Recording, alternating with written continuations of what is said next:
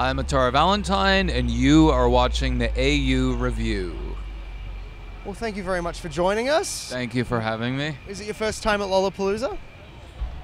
Like in real life, yeah. But in my dreams, I've been here like every year since I was a child. How does it live up to the dreamlike state that you had created for it?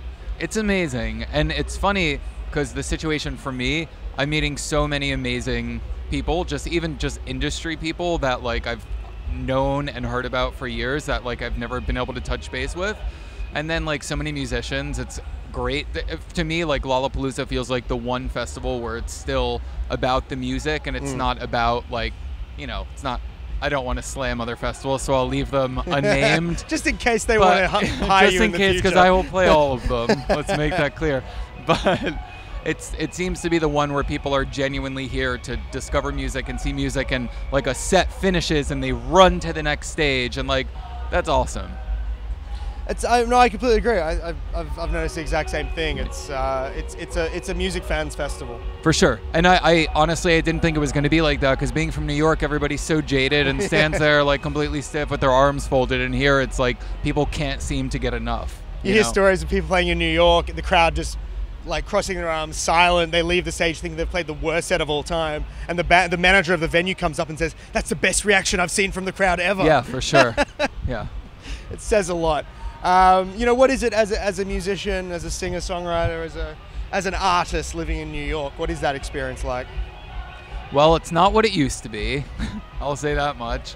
I think at one point New York had such a strong music culture. I think we've kind of lost our way a little bit, but hopefully that's going to turn around. I feel like we're missing a music scene there. Everything's very disjointed, and it's hard to even meet other artists to support other artists. That's not how I am. So with my shows, we're going to do a residency at Pianos for the month of September. So I'm trying to find like artists who do similar music to try and create a community, because especially rock music is just like dying big time in New York. And it's like that used to be New York's strong suit at one point in its heyday. So hopefully that's going to come back. But well, let's talk about the rock music you've been creating. You've been working with some amazing people to bring together your EP, which was just released. Tell me a little bit about the people you worked with on the record. Well, it's funny because the one producer that I worked with for the whole thing is Michael Malih. I wasn't sure how you pronounce his last name, so yeah, Malih. He's French, so he'll say it different than me even. But basically, I've been on this road for the past handful of years. I had a record that I worked on years ago that I never released with Damian, who was working with Bjork at the time, and he worked with the Killers and people like that. And I worked with Saunders, who obviously did Cyndi Lauper and Olan and a bunch of really big people, but none of the stuff that I actually did with them made it to this record, but for sure helped me shape myself as an artist. Michael and I have this chemistry together that's amazing, and he comes from a very pop background. Like I met him off of the Madonna record, which is probably the exact opposite of what I do, but it was great because it kind of helped me take my raw elements and kind of smooth it into something that hopefully can break through the mainstream and take over the airwaves. Which I suppose is what Madonna did. Oh, for sure. Madonna's amazing. Trust me, like Madonna for me, like you can't touch that. Yeah. You've released the EP now. You're playing a residency. Is this? It feels like from what you've said and what I've read that it's been a long road to get you to this EP, but this is the moment where you say, okay, this is who I am and this is the music that I'm creating. Yeah, for sure. It's like this is the first time as an artist that I'm putting myself out there completely in the way that I am, but without any like, oh, this is what's relevant, this is this. It was like, and that's kind of what the single's about, Break Free, is just kind of letting go of all of the bullshit and doing what I want to do and just like being me. And that's really exciting because I've been making music for a long time, but I never actually released anything. And this is the truest form of who I am, right? So that's awesome that it's people actually care. And it looks like you got an amazing band around you. Yeah. So tell me a little bit about how that they all came to be. Well, it's funny because, like I'm saying with like old school New York, how I mean, how I met Michael, who's my producer, and how I met my band, it was all very organic. I didn't have a band when I started doing my record. I wrote my record, started recording with Michael. We got the record almost finished.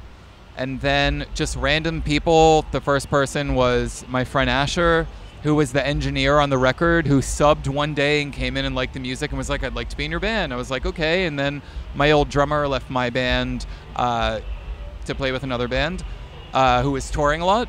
So one of my old friends from 10 years ago, like, came back into the picture and played drums, and my guitar player was through, and like my old drummer, and it just, everyone kind of just happened. The most recent addition is our bass player, who literally sold me the last guitar that I bought 3 weeks ago and learned the whole set for Lollapalooza. And yeah, I've been super lucky to be around people who are amazing and funny, but also awesome musicians. So when it comes to actually putting the record together, were they involved in that process at all? Asher was involved in the process. He did a lot of like guitar stuff that was amazing. And that's very him. For the live show, we changed things because, I mean, ultimately I wrote the songs, but when we play live, we're a band, and I want everyone to be able to express their musicianship and their ideas, and yeah. And you're here at Lollapalooza, surrounded by all these amazing musicians. Are you getting the chance to actually see much and watch much of the music? I wish. I mean, like Charlie XCX played today, who was like probably like one of the people I wanted to see the most. And we shot a TV show, so I missed the whole beginning of the day. I got to see James Bay, who I think's super talented and really amazing. That was nice. Side stage too, which is like really the way to see a show here. I'm obviously going to see Metallica. I saw Paul McCartney for a few songs last night, which is amazing, obviously, for Goosebumps, as well. just thinking about it. Yeah, so yeah. I'm hoping I'm going to get to see more music in the next 2 days. After tomorrow, when I do my set, I'm a free agent, and that's like really when I'm going to try and take it in. And we'll leave it on this, and that's, you know, what can we expect from your set tomorrow? Raw, energetic, rock and roll. That probably has not happened at this festival so far. So it's going to be fucking great. Fantastic. Yeah. Not in an egotistical way. Yeah. Like, I really believe it's going to be fucking great way. Yeah. We can't wait to see it, and I really appreciate your time. Nice. Thank you so much for having me.